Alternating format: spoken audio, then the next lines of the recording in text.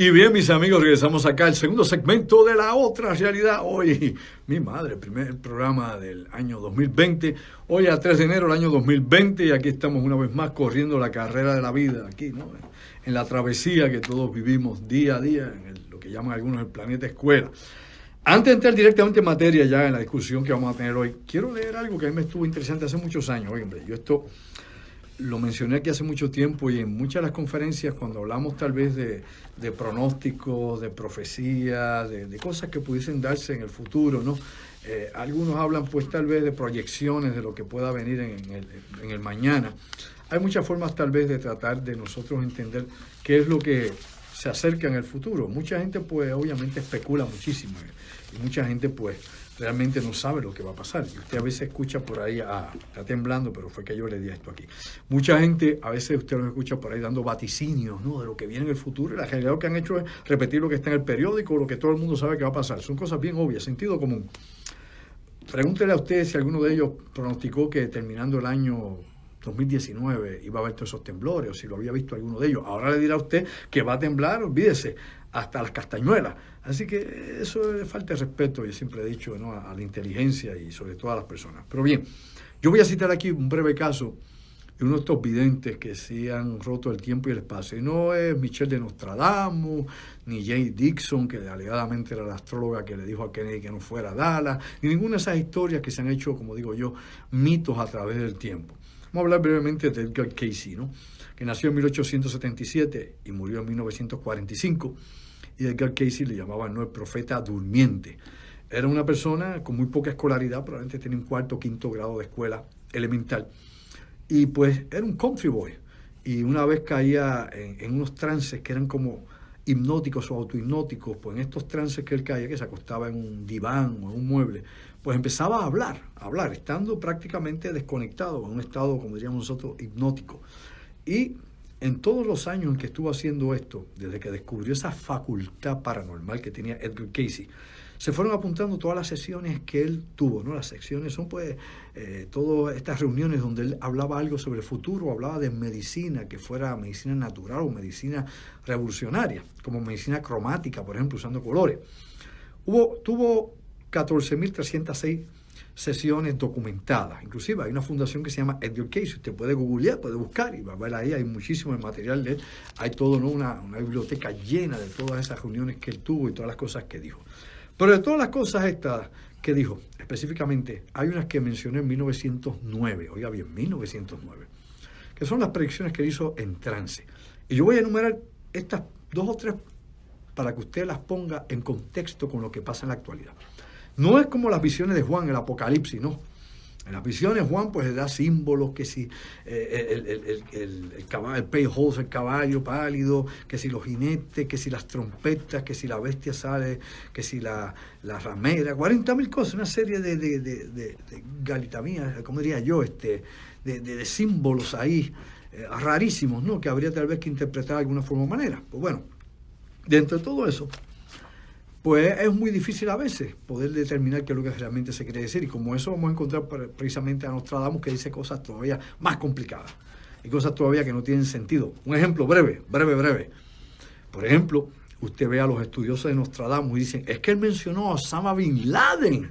Y yo digo, ¿de verdad? ¿Osama Bin Laden? ¿Dónde está? ¿En cuál de las centurias que escribió precisamente Nostradamus aparece Osama Bin Laden? Entonces hay una parte allí donde aparece algo y según los estudiosos en la materia dicen que se refiere a Osama Bin Laden. Y mire, se lo voy a decir tal como lo recuerdo para que usted vea cómo es la cosa. Y el árabe miró al cielo y caminó con la luna, una lágrima salió en su mejilla y se perdió en la arena. Clarísimo. Es verdad que más claro no puede decir que Osama Bin Laden. Y más claro no me va a hablar de las Torres Gemelas. Por amor a Dios, boludo, hombre. Son los disparates de la vida, pues. Y por ahí encontrar mil cosas. Pues bien, vamos a ver qué decía brevemente Edgar Cayce para entrar en los temas que tienen que ver con Irán, que tienen que ver con la costa de Puerto Rico y otros asuntos de impacto. Primeramente, dijo en 1909, los polos se van a desplazar. ¿Qué está pasando actualmente? ¿Qué ha descubierto la ciencia física? Sí, que los polos se están desplazando. El polo norte anda por Siberia, ¿o no lo sabía usted? Se ha desplazado, se sigue moviendo. Y se supone que hay lo que se llama la reversión geomagnética hace más de 735.000 años que no hay una. Así que en algún momento los polos van a llegar a lo que se llama el zero point, desaparece y el polo sur aparece hacia el norte y el norte en el sur. Me explico para que no se me confunda y no se me maree. No son los polos geográficos, ni tampoco es la polar, y que es el polo celeste. No. Recuerde que usted tiene 3 polos norte y 3 polos sur. ¿Ok? Tiene uno geográfico, uno magnético y uno estelar. Pues bien, simplemente el polo magnético. El eje de la Tierra permanecerá como está, aunque ha cambiado, lo sabemos, después de aquel gran terremoto que hubo allí en Chile. Enorme terremoto de Chile hace unos años atrás. ¿Sí? Unos cuantos grados se alteró precisamente el eje de la Tierra. Pero bueno, el polo magnético. Cuando llegue a zero point, es que meramente llegan al ecuador y ahí desaparecen y se invierte el polo sur al norte y el norte al sur. ¿Qué va a pasar? Bueno, los seres humanos nunca hemos experimentado eso. Hay registro, obviamente, geológico de que eso ocurrió en algún momento, según los estudios de física terrestre, de ciencias ambientales, pero nadie sabe precisamente, ¿no? Más allá de la paleontología, qué efecto hace sobre los seres vivientes y menos sobre nosotros, los seres humanos. Así que eso es un misterio hasta el día de hoy. Bien, los polos se van a desplazar. En 1909 nadie hablaba de eso, no se le ocurre a usted buscar, no había nada, ni a Einstein se le ocurrió eso siquiera. Viene un cambio climático. Alguien hablaba de cambio climático en 1909. Hombre, no es un término relativamente nuevo, que comienza a utilizarse a finales de los 80, los 90, que se viene a reafirmar precisamente este tipo de discusión. Y de allá hasta el día de hoy que se ha acentuado, ha ido creciendo. Pero en 1909 nadie hablaba de cambio climático, eso lo hablaban chino, japonés con ruso. Dice también, ¿no?, en las cosas que se han ido registrando de este señor, y esto se lo traigo a usted como una curiosidad, de cosas que pues coinciden, sincretismo, no sé, sincronismo, no sé, qué cosa usted puede explicar de esto. Dice, incremento de actividad volcánica antes de que ocurran grandes terremotos. Y esto lo he explicado yo anteriormente, sí, ha habido estudios de vulcanología que indican ahora que los científicos han podido lograr pronosticar, luego de una erupción volcánica o durante el periodo de una erupción volcánica, terremotos más o menos a 500 millas, ¿no?, en la circunferencia a un volcán. Pero bueno, eso se sabe un poquito más de eso que los terremotos que tenemos comúnmente. 4. La costa oeste de Estados Unidos va a ser destruida. ¿Por qué va a ser destruida? No sé si un tsunami, un terremoto, un ataque nuclear, vaya usted a saber, pero eso fue lo que él dijo, no sé lo que él vio. Dijo, Nueva York va a desaparecer. Bueno, si sigue derritiéndose Groenlandia, sabemos que probablemente en 50, 60 años tal vez Nueva York ya no esté donde esté, o tal vez al final del siglo ya Nueva York no exista, cuando suba varios metros más el nivel del océano Atlántico. El suroeste de los Estados Unidos va a quedar bajo agua, tal vez, no sé, eso dijo él. Luego dice, el clima cambiará en Europa casi inmediatamente. Mínimo de Morden, tal vez, una pequeña microera glacial, pudiese ser, ya se dio allá para el siglo XVI, XVII, vamos por ahí. Seguimos. La Tercera Guerra Mundial, aquí viene el punto neurálgico. La Tercera Guerra Mundial será en la zona donde está Siria, Egipto e Irán. 1909, no está hablando no había llegado la Segunda Guerra Mundial. No había empezado la Primera Guerra Mundial, lo entiende usted, ¿verdad? Caiga en tiempo y espacio. No había pasado la Primera Guerra Mundial, no había empezado. Y la Segunda Guerra Mundial menos, por ende. Entonces, la tercera, está hablando de una tercera. Todos estos documentos, búsquelo, esto no soy yo, haga su research y caiga en tiempo. La Tercera Guerra Mundial será en la zona donde está Siria, Egipto e Irán, el Golfo Pérsico y el Océano Índico. No sé. Lo traje como una curiosidad porque ya que la gente habla de vaticinio y no oye tanto charlatán decir bobería por ahí, pues creo que este señor en 1909 estaba más claro que toda esta gente en la actualidad. Más claro que cualquiera de ellos. Y obviamente esa aseveración que hace ahí, pues obviamente nos pone a pensar si realmente hay gente que puede ver más allá del tiempo y el espacio y que todas estas cosas pues tal vez nos afecten la vida más allá de lo que creemos. Conmigo esta noche, echa para acá, agarra por allá la caña esa que no debe pescar. Vamos a ponerlo por aquí. Sí, ahí apretó ya. Déjame ver, Orlando, como yo enfoco aquí para que tú y yo salgamos aquí. Espérate, que ahí me salgo yo de cámara. Más o menos ahí. Vamos a ver. Ahí está cuadrado, ¿viste? Fríamente calculado. Bueno, mis amigos, para los de Facebook Live que ya están conectados, hay tanto los que están en Facebook Live mío personal como los que están en el Radio Isla 1320. Conmigo esta noche acá un directo amigo de muchos, muchos años, una gran deferencia.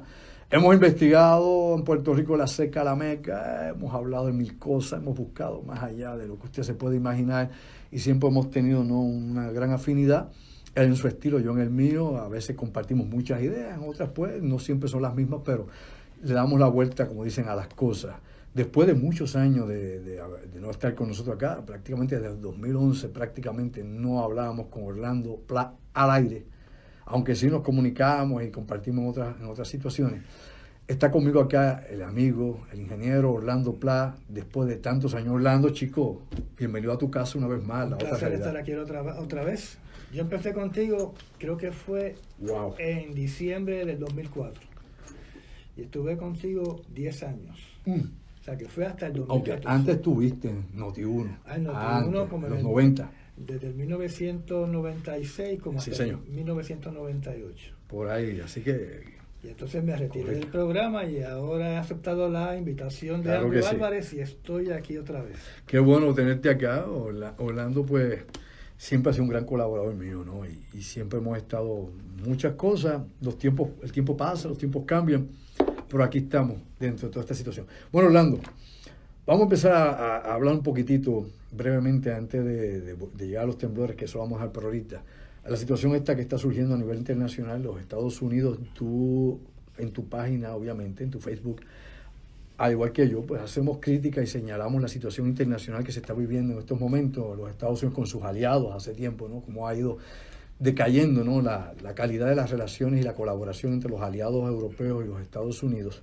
Y a la misma vez cómo se ha ido calentando esta situación del Oriente Medio. Y ahora, ¿no? Con la muerte, la eliminación del general Qasem Soleimani, allá en el ataque al aeropuerto en Bagdad, en Irak, pues esto pues acaba de poner, ¿no? Pondría yo una pique en Flandes para la defensa y el Departamento de la Defensa y Casablanca. Estados Unidos dicen que esto es un disuasivo para Irán, que con esto los van a frenar, y que esto es que había que demostrar que había fuerza para intervenir en el Oriente Medio. Dame tu opinión de esto. Bueno, tú sabes que la discusión en Facebook primordialmente es una discusión que se está polarizando entre el punto de vista de los liberales y el punto de vista, pues, de los trumpistas. Por la cuestión esta política norteamericana. Pues esta gente están tomando están haciendo unas evaluaciones erróneas, porque las evaluaciones que están haciendo no están tomando en consideración la historia del pueblo de Irán. Como tú sabes, y lo hemos discutido tú y yo, este es un pueblo que por más de 2000 años vivió en paz. Judíos y musulmanes vivían tranquilamente en Irán hasta que se apareció Estados Unidos. Después de la Segunda Guerra Mundial, Irán tomó la postura de que no estaba a favor de que se le dieran tierras de los palestinos a Israel. También estuvo en contra de que Israel estuviera en la ONU. Y entonces eso inmediatamente levantó el odio hacia Irán.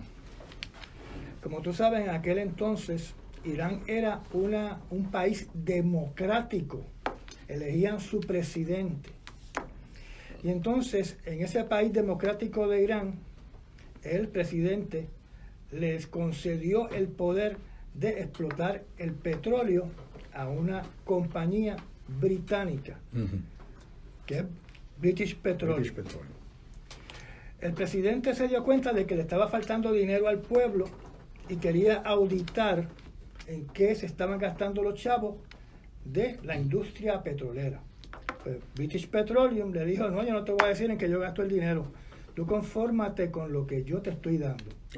Y naturalmente el presidente decidió quitarle el poder de explotar el petróleo iraní a esta compañía de British Petroleum, algo que no le agradó al primer ministro de Inglaterra, a Winston Churchill, que llamó a su amiguito Eisenhower, y Eisenhower con la CIA, y la CIA indicó en el año 2013, que estaba contigo en tu programa, de que ellos habían preparado el golpe de Estado a Irán. Y entonces se realiza el golpe de Estado y Estados Unidos viene y pone al Shah de Irán. De una democracia, ahora es una dictadura. Y entonces había la figura esta de Khomeini, del Ayatollah Khomeini, que se dio cuenta de que se seguía explotando a su pueblo. Y entonces se convirtió Ayatollah Khomeini en un peligro para el Shah de Irán, que lo mandó a arrestar, y en el momento que lo arrestó, soldados americanos mataron a 400 iraníes fieles al Ayatollah Khomeini y lo metieron preso. Y el Shah de Irán, pese a los asesinatos cometidos por soldados americanos, le dio un perdón a estos soldados inocentes. No iban a pagar por los crímenes cometidos. Estamos hablando de soldados norteamericanos en Irán. En prisión, de la voz del Ayatollah Khomeini, vinieron israelitas especializados en tortura y torturaron al Ayatollah Khomeini. Por eso es que el Ayatollah Khomeini le tiene tanto odio a Israel, porque ahí fue que hubo el cisma entre convivir con los israelitas, con los judíos en Irán, y echarlos del país. Cuando ocurre la gran revolución de Irán, que regresa el Ayatollah Khomeini, lo que hace el Ayatollah Khomeini es que manda a ejecutar al comerciante israelita más poderoso de Irán, porque lo clasificó como si fuera un espía. Y esa ejecución causó que 200.000 judíos se fueran otra vez a Israel. Estos son judíos persas, estoy hablando de judíos persas. Salieron de Irán para Israel. Y unos 20.000 judíos persas se fueron a Nueva York. Y 25.000, se estima más o menos que 25.000 se quedaron en Irán.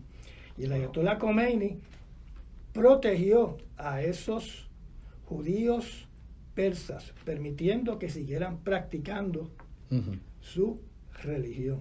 Entonces tuvimos el incidente de la embajada. Sí, los estudiantes. De la embajada, cuando entran las fuerzas de Khomeini y cogen a los americanos de prisioneros, pero usted tiene que saber que ellos estuvieron prisioneros solamente 4 años. Esto es un dato bien importante.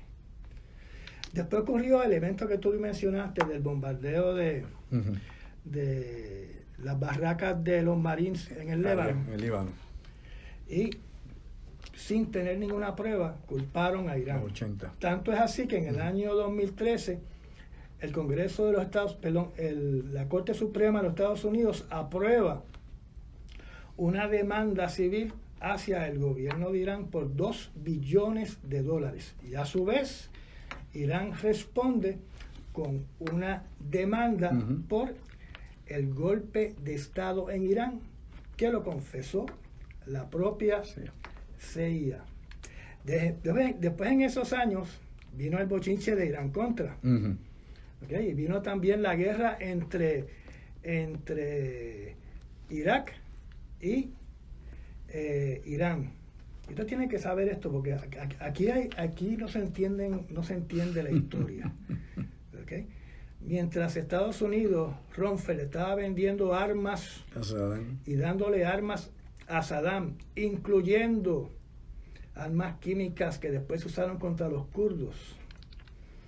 Por el otro lado, Israel estaba dando armas a Irán, y en el conflicto Irán-Contra también se le estaba proveyendo ayuda a Irán. O sea, por un lado, Estados Unidos estaba ayudando a Hussein, y por el otro lado estaba ayudando al Ayatollah Khomeini. Oye, yo me acuerdo inclusive, para que la gente, pues, estos son datos que han quedado, ¿no?, varados en la historia.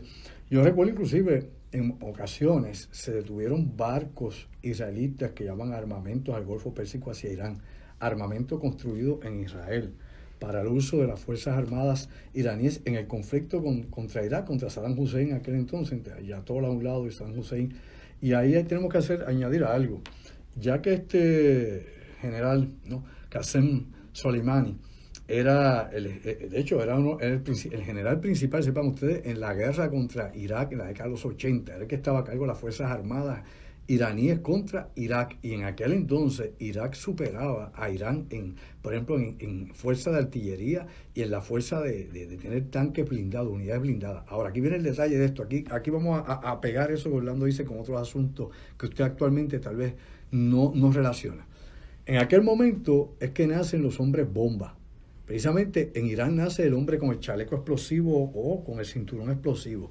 Y esto nace para tratar de usar una forma como si fueran los kamikazes japoneses en la Segunda Guerra Mundial. Pues bien, se volvían como kamikazes humanos y se tiraban contra los tanques iraquíes para hacer estallar los tanques iraquíes que eran más modernos y eran muchos más, las unidades eran más numerosas que las que tenía Irán para defender su frontera. Por eso Irak entró en Irán en la invasión. Luego esto se revirtió, entonces Irán penetró hasta el territorio iraquí. Pero ¿cómo los detuvieron? Precisamente con hombres con chalecos explosivos y cinturones explosivos. De ahí sepa usted, para que conozca la historia tal cual es. Quds, ¿qué quiere decir Quds? Obviamente, la unidad de fuerzas especiales que tiene el cuerpo de la Guardia Revolucionaria iraní. Quds, que tiene que ver con la inteligencia, es una mezcla de la CIA con comandos especiales. Eso es lo que es. Y este señor Qasem Soleimani, este general, dirigía Quds. Quds es precisamente la unidad que se encarga luego de exportar, oiga bien, a los hombres bomba, ¿a dónde? Al Líbano. Lo exportan primeramente a Hezbollah. Luego de ahí lo importan a Hamas, para que usted entienda. Y de ahí en adelante se propagó como metástasis en todos los movimientos que hubiese en todo el mundo dentro del islamismo, ¿no? Hasta llegar a los yihadistas actuales. Ahí es donde se saca la relación entonces de estos ataques terroristas con Irán, precisamente porque el origen era la defensa de su territorio contra los iraquíes. Luego se propagó, ¿por qué? Porque la misión de Quds, tal como la CIA preparaba golpes de Estado en Centroamérica, en África, en Irán, como mencionaste en su momento, para poner al Shah de Irán al poder. De esa misma manera, Quds era la contraparte que ¿qué hacía? Preparaba milicias en el Oriente Medio chiitas. Recuerde que los chiitas son menos del 10% de todos los musulmanes. Sobre el 90% son, ¿qué? Sunitas. Por ende, los chiitas son una minoría que incluye a los que están en el Líbano, incluye a Siria, a su gobierno en Siria, y que incluye obviamente a los palestinos. Usted ve el resto de los Emiratos Árabes Unidos, usted ve a Qatar, usted ve a Jordania, usted ve a Arabia Saudí, ¿son qué? Son sunitas. Y obviamente, y aquí entramos con eso Orlando y yo, entramos también en otras cosas, precisamente sunitas era que el Estado Islámico no es chiita. Así que no hay forma ni manera que usted ni con Crazy Glue puede pegar al Estado Islámico primero, ni con Irán para nada, ni tampoco lo puede pegar con Hamas, porque inclusive Hamas y especialmente Hezbollah pelearon en Siria contra el Estado Islámico. Vea usted el cisma, la división que hay entre estos grupos. No todos los negros morcilla, ¿ok? Y no todos los negros se pierden en la noche. Aquí definitivamente hay una serie de divisiones que tal vez acá nosotros en Occidente, porque no estamos en el meollo, lo que pasa allá, no entendemos la historia. ¿Qué más hablar? En esos años también, Irán, primero quiero añadir a lo que tú indicaste, que en esa guerra con Irak, Irán utilizó por primera vez a los niños mártires. Y por eso en una conferencia tú presentaste la fuente que está pintada de rojo para simbolizar la sangre de todos los niños que murieron durante esa guerra. Agua con pintura roja, aquello es terrible. Allá precisamente eso allá en la capital de Irán. Bueno, vamos a una breve pausa, cuando estamos hablando, vamos con todas estas cosas, hay que hablar mucho más. Recuerde usted que Quds, para que entienda, en Parsi es la lengua que se habla, es persa. Parsi es lo que se habla precisamente en Irán. Pero Quds significa lo mismo en Parsi que en árabe. ¿Qué quiere decir Quds? Jerusalén.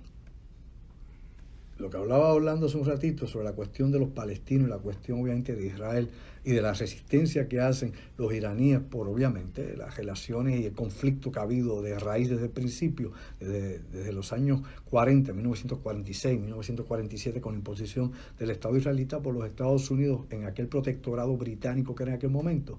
Pues el nombre precisamente de las unidades especiales es Jerusalén, pero en árabe, Quds. Vamos a una breve pausa y regresamos en un momentito. ¿Sabes qué? Llévatela, pégala, Puerto Rico.